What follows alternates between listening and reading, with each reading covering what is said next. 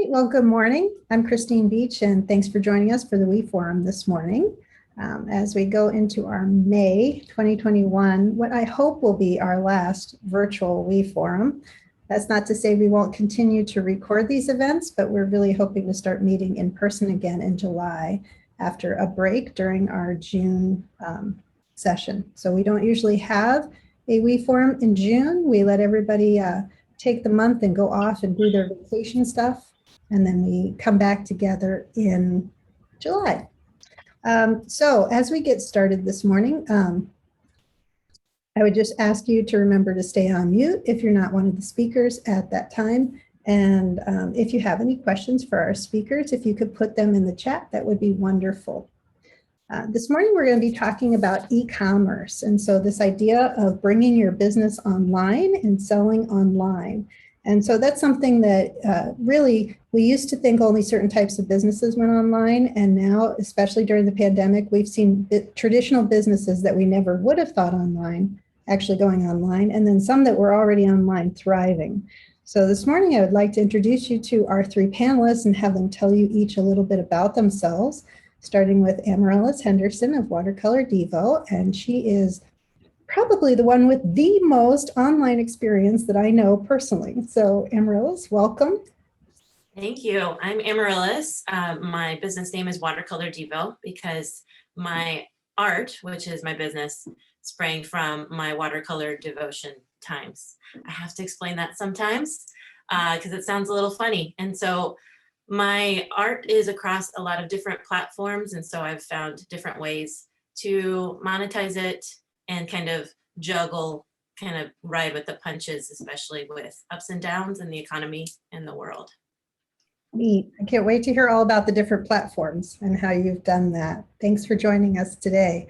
And Louise Hansen of the Nordic Shop, welcome and thank you for joining us. If you could come off of mute and tell us just a little bit about you. Good morning, I'm Louise. I'm happy to be here. Thank you, Christine. My husband and I started the Nordic Shop over 40 years ago.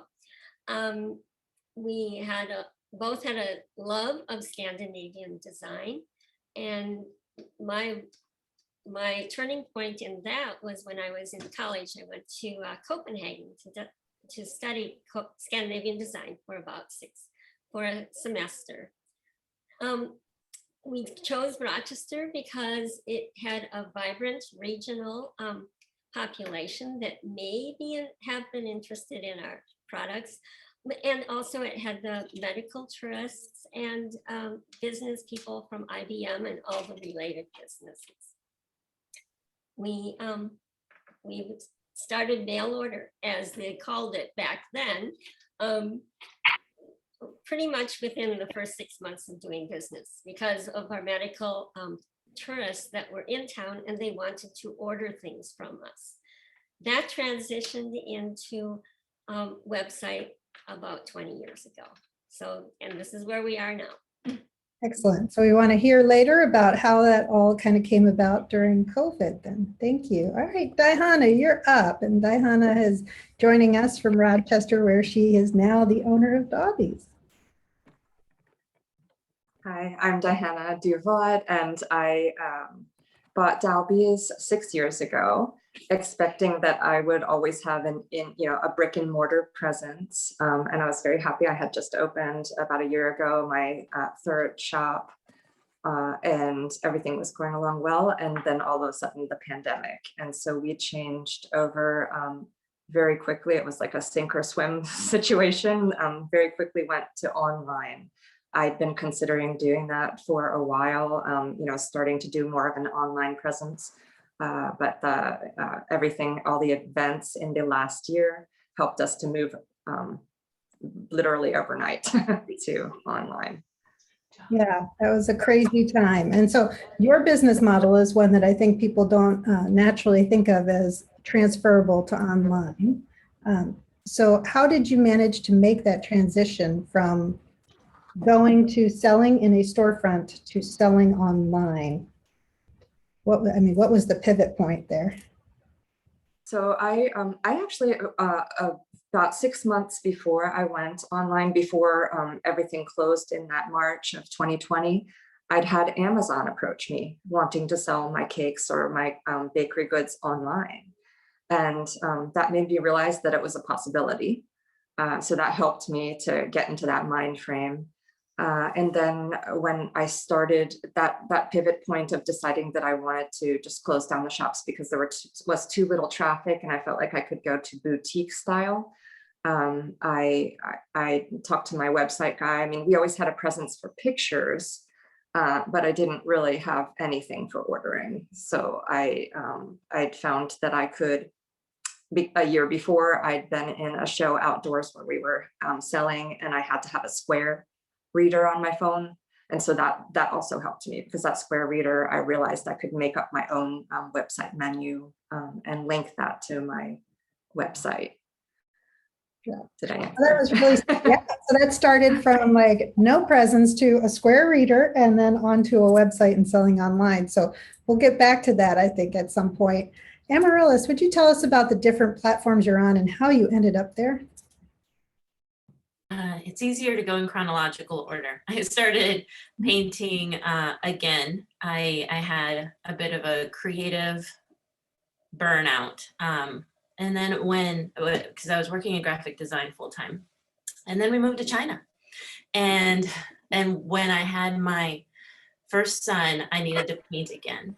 And it just reminded me of who I was. I started sharing it, and then that became an Etsy shop due to custom orders. And then I discovered Surface Design, which is basically licensing your artwork, giving permission to other companies to use it on their products to sell their products for a given time within an industry. So that's when I started working B2B, business to business, licensing my art on greeting cards like Trader Joe's or Fabric Online or I don't know, wall art. Go into TJ Maxx and you'll see that there's art on everything. That's who I pitch to. And I also teach online as I kept sharing my watercolor work. I got questions about how do you do this or that. And what's beautiful about when you're growing and learning, you are excited to share it. So teaching just came naturally. And I stopped worrying so much about, did I say something stupid? Do I look cool enough? And then I got a lot better at it.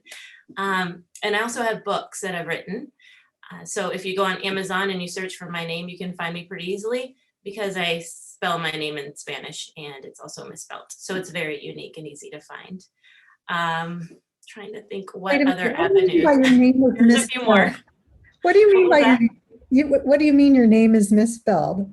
Well, my mom always regrets not giving the nurse a little more pushback on how she wanted my name spelled. She actually wanted it spelled in English, Y-L-L-I. I'm Puerto Rican, and this particular nurse was convinced that it should be I-L-Y. And actually it should be I-L-I. Anyway, it's unique. Yes, it is. I think that probably helps people search for you and find you, actually. So if they can spell it right, it does. Yes. Yeah. Oh, I think that's great. And before this is over, we need to throw a lot of those links in the chat so that people have a chance to look at it and see the visuals of everything. And that goes for all of our speakers. That would be great. Okay. So, Luis, you mentioned that you guys went online 20 years ago, which was really kind of cutting edge. So what changed during the pandemic? Because as I understand it, it went up dramatically. So did you change how you did it, or what changed? Yes, because of the pandemic, our store was closed for 2 months. So we had to reposition ourselves and find a more an income source, because when you're running a business, you still have expenses. Our website was doing fine, but we needed to grow it fast. And our sales did go up over the last year, 300%, due to what we discovered, how we used marketing to find our customers for our website. We used digital marketing a lot. Used publications that we thought were positioned in a geographical area that might find customers for us. And we also used publications that might have a European or Norwegian American background that might have been interested in our products. Right now, we specialize in Dale of Norway sweaters and Helly Hansen outerwear, and it was a perfect mix for people being at home or just being outside, and we marketed to those people. So I want to understand something. So because you're in the Galleria, right? So your primary customer has actually been a Mayo Clinic patient over the years, or a Mayo Clinic visitor. And so if they're globally present, how do you figure out where to target your advertisements and reach out to those folks? One starts with their mailing list, which our mailing list was smaller and as far as digitally. And we started with that. Then we targeted areas like northern Minnesota. It was cold, rainy, snowy up there. And we also targeted a publication called the Norwegian American Weekly. And it's a publication out of Seattle. They have a loyal following of Northerners and also needing our type of clothing. And from that, it just grew. We do send things all over the world now, and it has just grown from that. Very neat. And so, yeah, that it's interesting how you can start with a smaller group and end up expanding out. And I might suggest that we also have very cold winters, not just up north in Minnesota as a transplant. Okay, so Dhyana, when you made the transition to online and you mentioned that you thought, well, I can do this a little bit differently and shut down the shop since nobody can come in during COVID. And so you transitioned to this online format. What did that do to your customer base? Did it change it? I noticed somebody put in the chat a question. Does this mean you ship across the country, or are you still just targeting customers in Southeast Minnesota? So we've actually shipped across the country for 37 years. Our customers from out of town know that, and I've even shipped to Aruba cakes. So that's my experience. I didn't know that Dalby's did that until 6 years ago when I bought it. But there were many people that did know that. And what changed for us was that because it's a food product, it's very important that it gets there at the time that it says within the time frame. And that stopped happening the last year because of the delays with mail. So I had to stop shipping in the last year because of that. I'm hoping that, I'm seeing that things are getting a little bit better with mail, getting on to a place on time. And I'm hoping that, I can go back to shipping probably in the next month. I've had, numerous calls from customers in Boston or in Florida wanting, I want my chocolate carrot cake. And I said, I'm going to give it a try, to a friend in the East Coast. So I know if it, fails, at least I don't have to, worry it's getting to customers' hands. It's just a friend there. So for now, you are selling locally then for people who place an order, and then you pick it, they bring it to you, you bring it to them, or they come get it? Right. So now I'm selling locally. People go straight to the website. There's an action button on the homepage, which I realized was key. I didn't have that yet before. You had to go to the shop menu, like a little drop down menu. And that people struggled with that, especially older people had a hard time finding that. It's much easier for anybody just to push one button on the homepage. And now I'm getting orders in, consistently. Also, people are out and about and willing to come pick up an order. I also deliver. So that it's been just the right mix of, kind of coming back slowly, because I went from 20 people producing to 2. Okay. And I wasn't sure what I could do online. I wasn't sure what I could do so I call it boutique style production is way different than the level we were doing before. So it gave me some breathing room this last year, sort of the quiet to figure out what we could do. And it all worked out actually really well. For me, it was a good learning experience, and it was easier to transition because of the pandemic, much easier. Right. Well, yeah, there's no doubt that the pandemic has changed business practice, and certainly both Luis and Diana, you are examples of how that has changed dramatically during COVID. And it'll be interesting to see coming out of this what that does to business going forward, what percentage of business ends up staying online. Amaryllis, can you talk to us a little bit about the things that you found most challenging when you started going online and selling your art? I mean, what was the good and the bad of Etsy? What is the good and bad of having your own website, that kind of a thing? I think the good and the bad is kind of obvious on the front end because you are very isolated. So even though you have a very vocal presence online, within the community, you have to then search out how you're going to still get ideas and be with other entrepreneurs. You want to be around people that normalize success, right? Because when you are in a group, let's say, your loving family members who have a lot of ideas for your business, you want to talk to somebody who knows. So I would say that that's one challenge, finding community online. And I think that's a challenge for everybody, but as you have a business, it's a different flavor, it's up a notch. Another challenge is connection also with the customer. So as you grow, it gets harder and harder to deliver the kind of service that you want to. When I had a small Etsy shop, which honestly I'm not super proud of right now because I've moved on to other things, and Etsy is becoming more of paid advertisement where somebody finds me that way and then they want something and then they become a customer, which is how I see a lot of these larger search engines that you can be on with your business. They are really search engines. YouTube, Etsy, eBay, Amazon, they are search engines where people can find you. So I don't think of it as another market. It's the same product. It's just serving a different audience or an audience that finds you in a different way.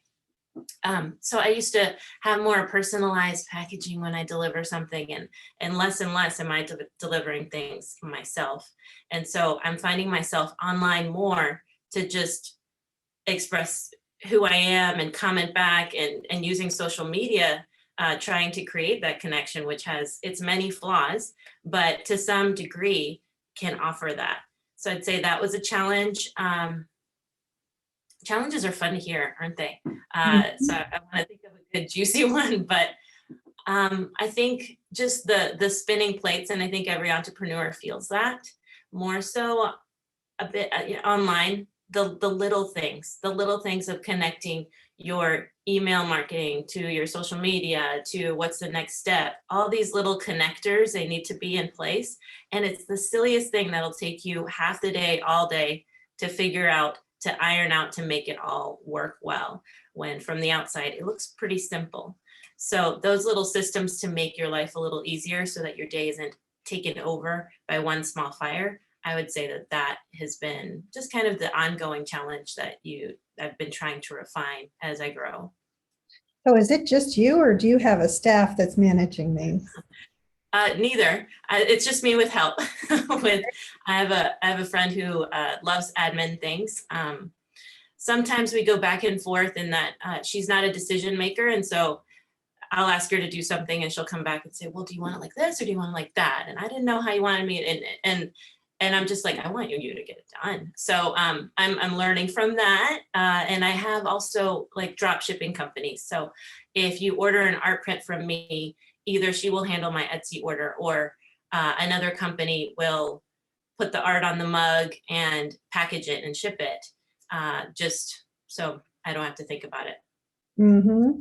So there's been a lot of terms thrown out here. So drop shipping, I know I'm familiar with it, but I don't know that everyone is. So Yeah. why don't you tell us how you ended up finding out what it was and using it as a tool. I found out what drop shipping was, which is a manufacturer essentially that works with small businesses.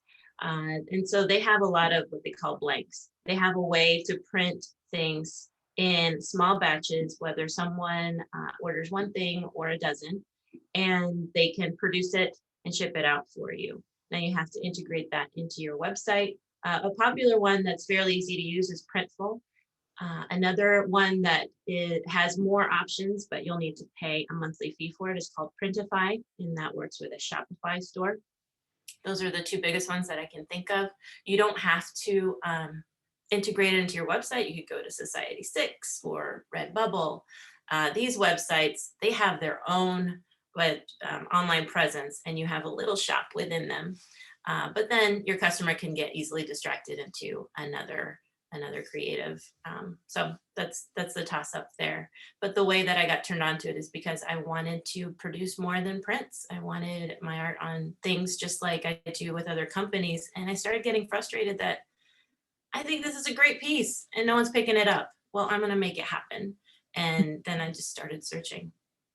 That is so fun. I'm excited about that. And you're also teaching online, are you not, classes? Yes. Yes. So I teach watercolor. It's just, I have such a joy in painting that I hate to hear someone feel frustrated because, oh, I don't know what supplies to use and how do you make it look so easy. I think that there's a mental jump there that once we accept that we are not like, I don't know, engineers or scientists from point A to point B and just let the painting become what it may. That's really what I'm in it for, to see that happen in people, because then they're just open to all sorts of creativity. So I teach online on a platform called Skillshare and on my own website. That's very cool. So I think there's probably several people who have been scribbling furiously to make sure they write down Printify and what else did I write down? Society6. I want to check out these websites. So thank you for sharing those. Louise, you, I think, are filling all your own orders is what you told me. So people are ordering on your website and you guys are packaging and shipping them out. What are the biggest challenges that have happened with you managing that effort with a 300% rate increase? Time. And it does take a lot of time. And everything is hands-on. One places an order overnight and we grab it off the computer and we package it and we send it on its way. We can do everything by computer, and we do have a shipping program, so it makes it easier. but everything takes time, and you want to make sure that you're sending the right product and you want to send it in the right way. Sometimes people have specific requests as to how they want it delivered, or if they want gift wrapping, that sort of thing. And we do acknowledge all of those requests and do take care of them. But also the time on the back end, adding new products into our website, which takes a lot of time, and there's new products every day. Deleting old products or turning products off they are no longer they aren't available, and keeping them at bay and then being able to turn them back on the computer when they do become available again. That's a continuing project for all of us, just to make sure our inventories are correct and there aren't too many disappointed customers because we do or don't have something at the right time. So one follow-up question, do you find that it's actually creating a greater profit margin or not to sell online versus in person? That's a very good question. When one is selling online, you really have to be cognizant of all of the costs. There is a fee for everything. We use a platform that is called BigCommerce, and they charge a monthly fee. And and the more you start selling, the more they are going to charge you for that monthly rental of their space. There is a fee for the credit card service. There is a fee for if you use PayPal, that's a fee. And of course, we do offer free shipping for anything over $49. And everybody knows what the shipping has happened to shipping costs. So that's also part of your profit margin. So you really have to watch all of the costs. And I think anybody starting out, that would be one of my pieces of advice, is make sure you know all of those costs so you price your product wisely. And some things you may not be able to afford to sell online. And some platforms will charge you a fee for every single thing you sell. So you have to watch the costs on that as well. So I think people have a perception that, especially in the retail space, it would be less costly for you to sell online versus having the rental space of the physical store. But in your case, you have both costs. You have the physical store costs, and then you have the online costs. So I think it's interesting for people to see it's not actually, it sounds like cheaper for you to be online than in person. No, but in retrospect, in years past, we always wanted to keep our team busy, whether if we had part-time or a full-time person working with us. The mail order of the old days and today, the website business does keep people busy, because in retail, you will have a slow day or a slow hour here or there. And if there are tasks they can help you with during those slow times, it makes the day go faster for the employee, and it helps with our costs, because they can get some tasks done as well as help us watch the phone or the floor. They can help with inventory, they can help with some packaging, they can help with quite a lot of things. And many of the people we have working for us enjoy the diversity of the job. That's neat. So it kind of normalizes the work balance there during the day. Yeah, that's neat. So Diana, I want to circle back. So you brought up the square. And I think that's a starting point for a lot of people when they want to start selling their products, and they need to start setting up some kind of billing system and find a way to allow people to purchase from them. So can you walk us through what was your experience using that? Your challenges, the things that you're like, oh, that actually worked out pretty slick. And then moving online completely versus being like in a farmer's market environment with the square, and what your experiences were with that. I was lucky to, when the first time I used the square, I actually had very few products we were selling. It was for an Oktoberfest down in the Peace Plaza. And so I think I just had some donuts, cupcakes, and maybe some cookies. So it wasn't too difficult to add those things to a square menu. I didn't have to do, we sell, I think, 200 products. So I didn't have to add 200 products. So I had a start. That helped me a lot. And then when I was thinking about shutting down that, I did think about opening that Broadway shop. I thought I could take that overhead and just go forward from there. I realized that I didn't, in the end, I didn't think I was going to be able to handle those costs and, keep, money in my pocket. So I decided I was going straight online. I happened to have a customer who's also a friend who came in and saw that I was, happened to ask, because exactly the day I had made that decision I should go online. He asked me if I knew how to use their option to set up a website, or not a website, an ordering page. And I didn't know how to do that. I knew how to add the products in there to be in person. But I had no idea that they had an option for me to have my ordering page and then to link it to my website.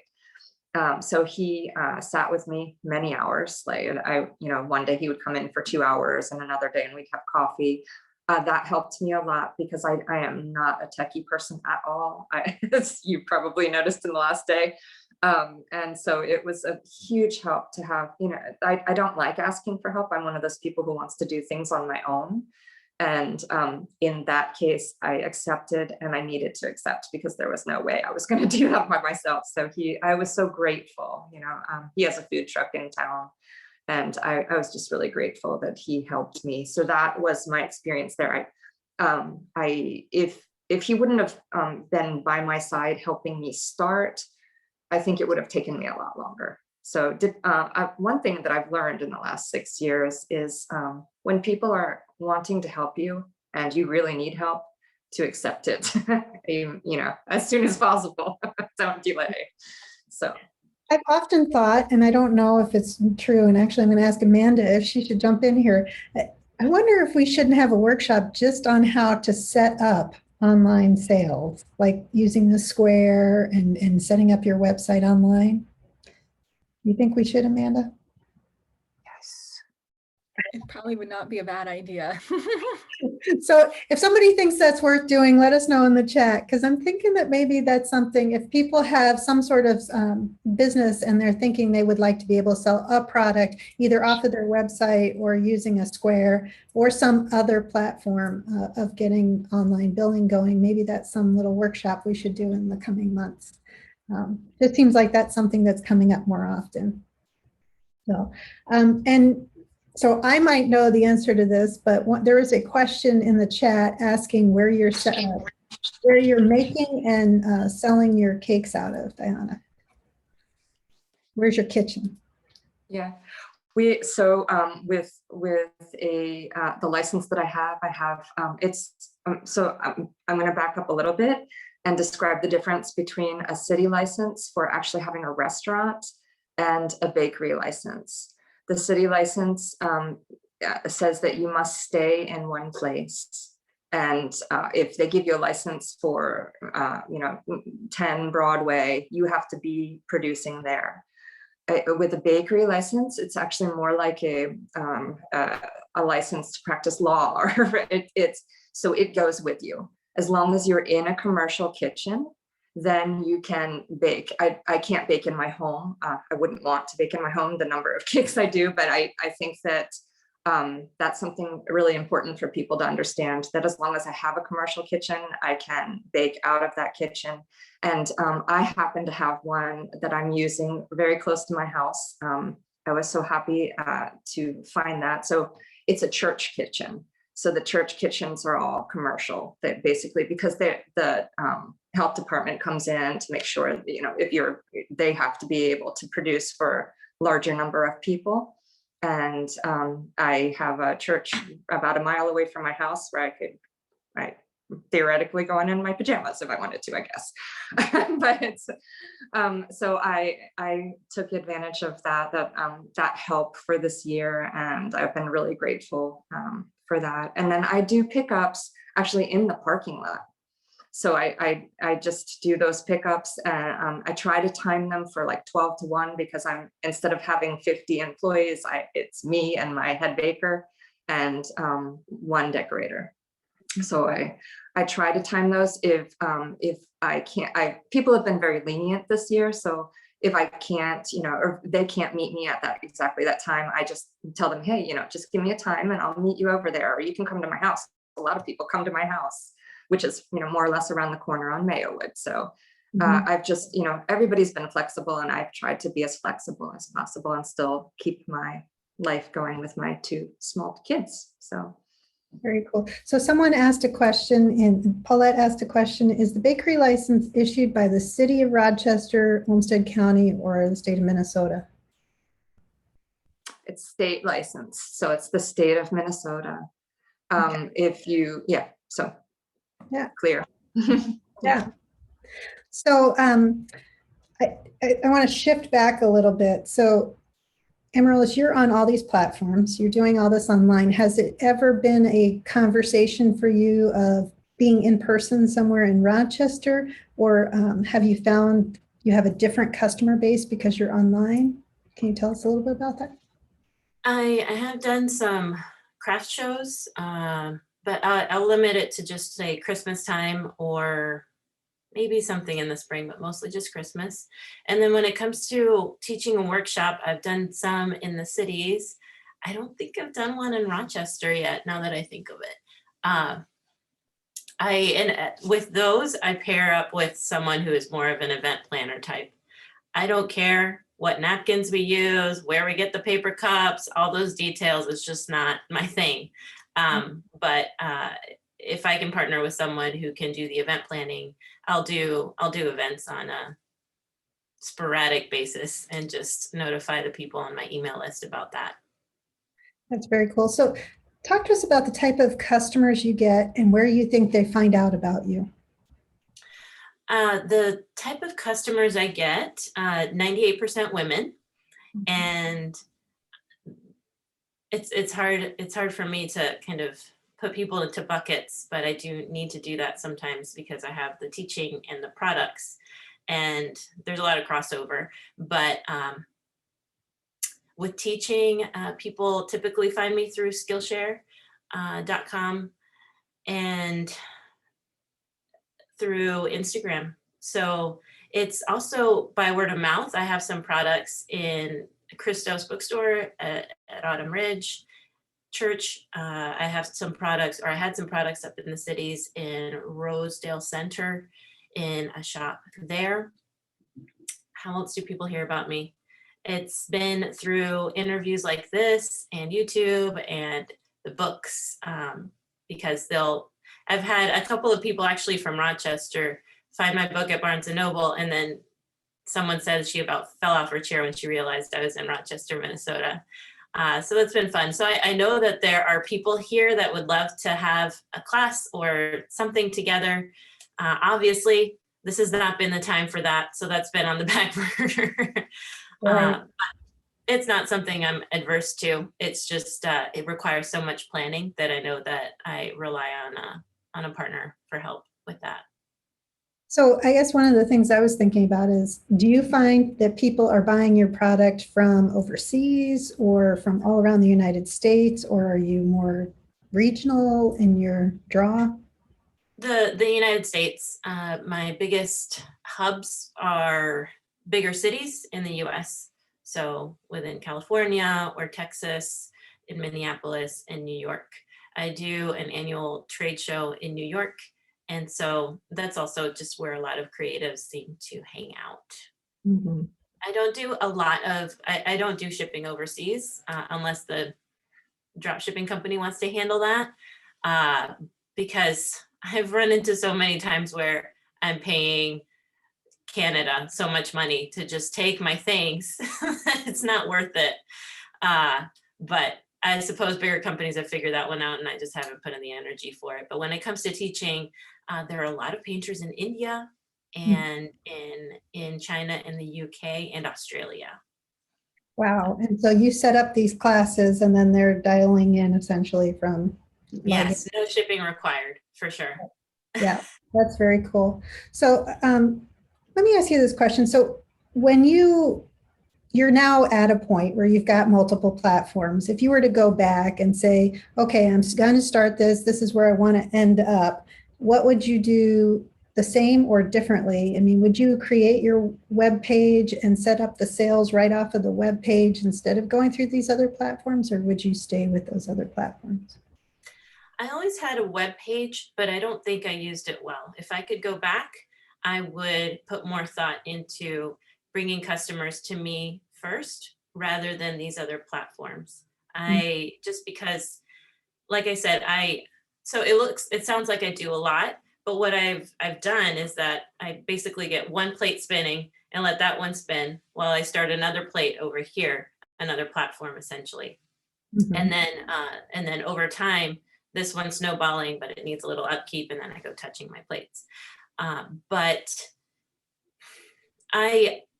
I'm now feeling the need to bring people back to my playground, and so I kind of wish that I were funneling more people to my website. And so I send out weekly emails now. I wish I had done that earlier, but I also look back and think I wasn't ready for that. That's a lot of work. And now I just feel like I'm it's like exercising. I can go on the treadmill and I can get in that heart rate a lot faster. I don't exercise very much, so I don't even know what I'm talking about, but that's what I hear the theory is. So that's kind of the way that I think of it.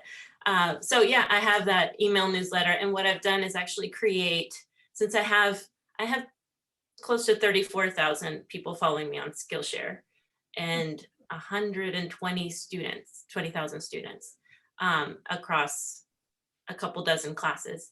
And so real popular there, but my email list was maybe 300. And so what I did was I created a guide, and I can put that in the chat. And it's an 80-page book that goes through the A to Z of watercolor. A is for art supplies, B is for brushes, whatever. And then with each letter, there's a video segment that takes you to a particular class in Skillshare, since these are Skillshare students. Right. Now, the thing is that in order to get this, they get on my email list, because I want to be talking to them outside of their playground. I want to have, a direct line with them. And that's worked pretty well. I've gotten 2,500 subscribers from there migrate over. That doesn't mean that they have to get off of that platform. It just means that I have a direct line now. So that's what I'm working on, where I feel like I've gone about it a little backwards, but it's all fine. When someone finds you, you are just grateful that you're out there, that they know about you, and at least they have the opportunity to say, yes, please, or no, thanks. Mm-hmm. Yeah. So would you share with us your experience? I mean, like I hear anecdotally, because I'm not using it. What's the process like to get onto Amazon? What percentage are they taking? How does that compare to like being on Etsy? Mm-hmm. When it comes to Amazon, I'm not selling products. I'm only selling books. So I've sold books in two ways on Amazon. One is I'm published with a large publisher. So that's my B2B hand, business to business. But then I've also self-published books. And I used a website. There's several self-publishers. I use Ingram Spark. And please remind me, Amanda, to put these in the chat as I talk. Liz, I'm happy to do that, but I forget. And there's also CreateSpace. And so you set up your book. If any of you are interested in self-publishing, the process there is you pay for your ISBN. I advise that you pay for your ISBN. Amazon can provide you one for free, but then you don't have the rights to your book. So it's worth the $80 to do that yourself. And then every time someone orders a book on Amazon, they fulfill it. End of story, and they send you your royalty check on a monthly basis. So when it comes to listing a product, I don't know, but as far as the royalties that you get for books, you actually decide that yourself. They say, this is your base price. How much do you want to price it for? And you can do that worldwide. Break it down per price, per region. Excellent. Well, thank you. And how does that compare with Etsy for you? Etsy, I feel like I have a lot more control over my price and what I offer. As far as the customers coming to me, I feel that when you go to Etsy, you are already looking for a specific genre of things. Amazon is so massive that it can be anybody. And so there's kind of a plus and minus there. But I want to be where my specific client is. And so I feel that they are on Etsy more so than Amazon. Everyone's on Amazon, but when they're really looking for something, I don't know, pretty creative, unique, they're going to go to Etsy. So I'm thankful that Etsy is big enough that it's semi well known so that people who are into that know about it. So I think that it is important to go to these bigger platforms, but then niche down as much as possible. So I find it easier on Etsy, and it's easier to have conversations too. Amazon wants to act as this is the Amazon store, whereas Etsy is giving you your tiny little store within the big store. Right. Yeah. And so you have the advantage of being on both platforms at the same time, which is great for reaching, I think, more customers. So thank you for that. Louise, as a local business owner, right? And you've gone online and it's gone well. And you said 300% increase during COVID, which is amazing. What would you have done differently? What advice would you give for the people who would say, I have a physical location and I'm thinking about starting to sell online? Would you suggest hiring it out? What would you suggest doing? Oh, that's a good question. And we've had experience with hiring it out, and we've had an in-house experience. Our first websites were done by people that didn't necessarily know our products or who we sold them to. And the first websites we had were more informational, I think, for our customers. And the customers would end up calling and say, and ask if the information was correct or if we had other things that were related. About just shy of 10 years ago, we took the website in-house and we did our own entries of the products and the descriptions in-house. And that was really the better way to do it, because no one knows one's product except for the people selling it. And so you want to put the best information forward, and the best, and we're lucky because we have had the store. We know what the customers are interested in, what benefits the product have that may help them enjoy the product even more. So it's very important to have people that know the products and putting them on and keeping that true to the website. So how many hours a week do you think it takes you to keep up the online presence? Is it a full-time job? Wait, I don't really count them. We somewhat have a division of tasks. My husband's always looking at his phone and oops, another order. And so he kind of takes care of the overnight and the day-to-day, and I'll ask him what's going on the web, because I'm more interested in what the website is looking like and how that is matching our in-store customer and how that is helping our staff sell things either online or in the store. And so it takes many hours. It can be a 24/7 job. Sometimes you have to divide yourself and be away from it.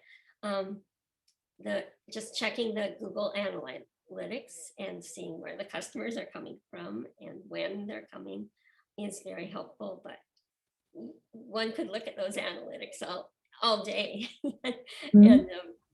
And so there's so much information out there, and it can be really helpful, but it can be distracting too from the business that you're in. If you're in the business of getting the product out there and selling it to your target customer, that's kind of your first job. And then you go in the back end and start fixing everything, whether it's on the website or your social media or your digital advertising, and go from there. Mm-hmm. And so I didn't answer the question of the hours, but it takes a lot of time. It takes a lot, right? And you touched on something that could probably be its own entire segment, which is how do you get visibility on the Google search? How do you manage reviews, good, bad, or otherwise? How do you kind of keep from having it go sideways on you, which feels like it could be its own little session on that. That is true. It can go sideways, and it can consume you if you feel that one has a question that is targeting you or how you're doing something, and you're trying so hard to do it very well. We have a Facebook page, for example, and we have customers from all over the country now, and followers, and they want to order this item I put on Facebook, and I have to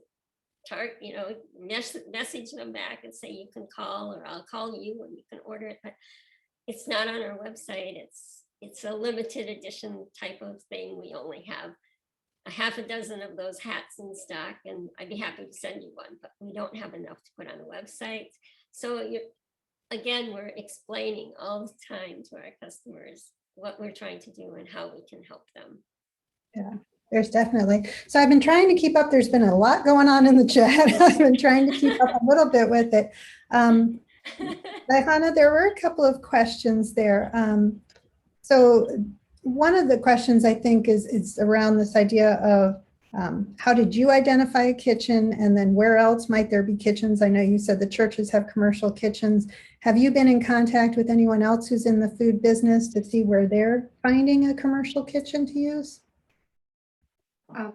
I heard again before I shut down all the brick and mortar shops that it was a new trend to have commercial kitchens, because people, or to use commercial kitchens, and also to provide like having a commercial kitchen as a business. So that if you had a business where you wanted to just maybe have meals on weekends, have pop-up, whatever, dinner on a weekend, there was a place for you to use, make something that was already accredited or already had all its licenses, and you just show up, you rent the space, and then go forward from there. I heard that there were quite a few of them popping up in the Twin Cities, and I imagine if that's happening, it's probably happening around the United States in bigger areas. And then I also heard that in Rochester, some people had identified that as a potential business and were thinking about having commercial kitchens just to rent to anybody, to anybody who needed a commercial kitchen for the day or for 2 days. I knew that the churches had them because of my representative at Cisco. She was trying to help me find something to move, a space to move into, because we did not own any of the places. So over I bought, it was like Cynthia Dalby was 32 years or 33 years into the business when I bought it, and she never owned any of her spaces. One thing I realized is it's really important to own your production site. Since I was coming from pharmacy, I had no idea about that. That's something that I think is really important. So the commercial kitchens, yes, they are available. But I don't think there are many in Rochester that are actually a business like that. But that's why I started looking for churches, because of my rep at Cisco telling me that I should go that way, and that there must be a church out there that needed that extra income at this time. So. Well, and I know I've personally worked with some nonprofits that have commercial kitchens who are interested in generating extra revenue by renting them out. So I do think that's a great way to go. And then someone put in the chat that up in Pine Island, there is a co-working space that I believe went into the old A&W Root Beer location and has a commercial kitchen, and they rent it out. And someone said also that 125 Live will rent you commercial kitchen space as well. So those are some options there. I think we're getting close to the end, but Diana, I think there are some questions. Are you going to come back with a physical bakery? Is Dalby's going to come back with a presence in Rochester? I want to, I actually love people, and I loved one of my, for me, when I had my spaces, I felt like I was a hostess in my shop, and I liked having people into my space. So I would like to do that. But most important for me is to first have a space where I have a kitchen that's mine. So I've had people offer to just have I have my cases. I have a lot of my stuff because I have a place to store. So I think that maybe first I might have a case in some friends' shops around town, just a case with Dalby's cakes. I think I might start that way first. I was just waiting for things to settle. So yes, I plan to, but not probably not the size. I don't feel like I needed the size of shops that I had, as I think I could do it with a smaller space. So. So there were some questions in the chat that Jennifer brought up about ideas for bringing nonprofits online. Is there any way that you can think of for e-commerce for nonprofits? And certainly I have a few ideas, and I'm happy to talk to you, Jennifer, about that offline, but do any of our speakers have any ideas for that? Things that you might think a nonprofit would do well online? Okay. And just for clarification, I mean, I know it's a hard concept to grasp, but we are exploring creative ways, of course, to get more donors, to get more dollars, to invest back into the community. So we're researching ourselves. So I kind of have an idea or ideas, multiple. I just was wondering if there were more ideas. So I would think that maybe selling a small product just for the sake of gaining that audience onto an email list would be well worth it, because then you're just building a relationship that then you can tell them more about what you do. I really don't know very much about the context here, but just getting, just getting an audience, getting them interested in what you're doing, be it by some smaller offering. Does that make sense? Mhm. Yes. yeah, I mean, I guess I didn't think about it that way. I mean, we have swag that we could sell that are small items that could get people interested. So that's actually a fairly decent idea. And with your experience, you've gathered some wisdom in what you do. So any kind of guides that would help somebody, earlier in their journey, 5 ways to do this and that, the resources that we found for this and that. These kind of like helpful guides are huge. When you find them online, you're like, this is what I've been looking for. Swag for sure. But I'm just thinking to even go more unique, particular to what it is that you know and do and care about. So that way the people that are jumping in know and do and care about the same thing. Mhm. Yeah, I would say the best example is our Running Start for School online backpack supply program. So we do have people buying backpacks. So I guess I didn't really think of that as a cultivation tool, but now I will. There you go, Jennifer. Well, with that, ladies, we are at 9 o'clock. I told you the hour would go super fast. We hardly had a chance to touch on a lot of things, but I think you've given people things to think about as far as the practicality of the tools, the platforms, what's worked, what hasn't, what you would do differently. So I am super grateful for all of that. Before you get off, if you would make sure that, and I don't know if you already have, put your information in the chat so people can go to your website and check out your online sales and learn more about that. That would be wonderful. Just a reminder, I said it up front, I'll say it now. We will not be meeting in June. That's our summer break. And God willing, we are going to be in person in July, and we're hoping to be back at Cascade Meadow and have an opportunity to gather there. So stay tuned to our Facebook page and our WeForm website, and we'll be putting out information on our July meeting, and you'll see that coming through all of the normal channels. So hope to see you then. Hope to have an opportunity to link back up with you in July in person. And if not, I'll let you know that too. But that's the plan. Thanks everybody for coming today. It's been a pleasure to host you.